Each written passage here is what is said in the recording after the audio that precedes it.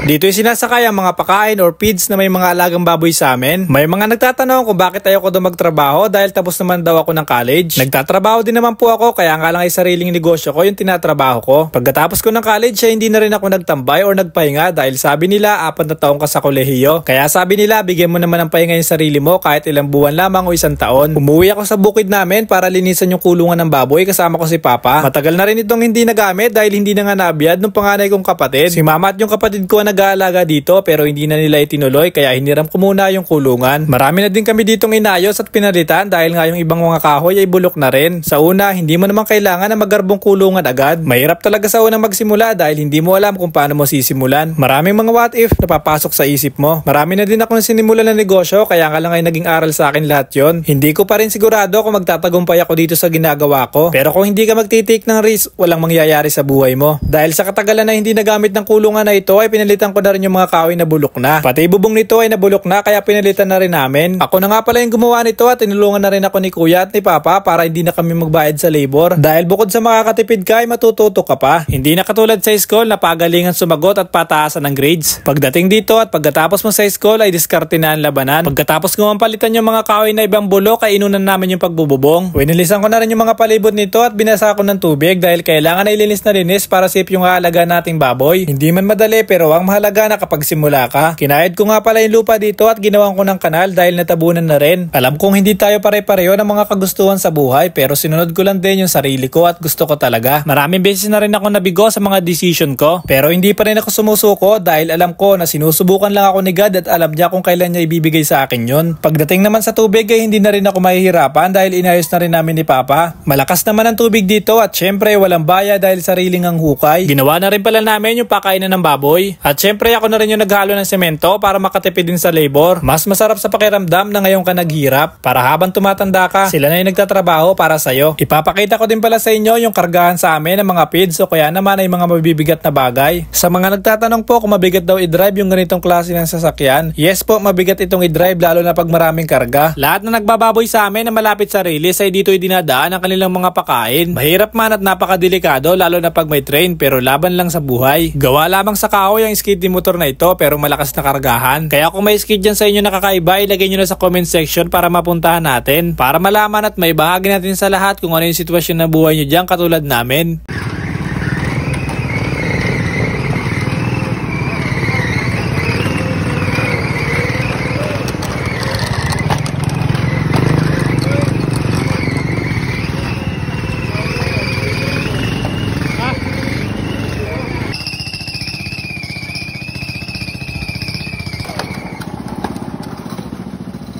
At sa wakas, thank you Lord dahil natapos na din ang kulungan na ginagawa natin. Thank you so much po sa lahat ng sumusuporta at naniniwala. Ingat po kayo lagi sa araw-araw na pagtatrabaho.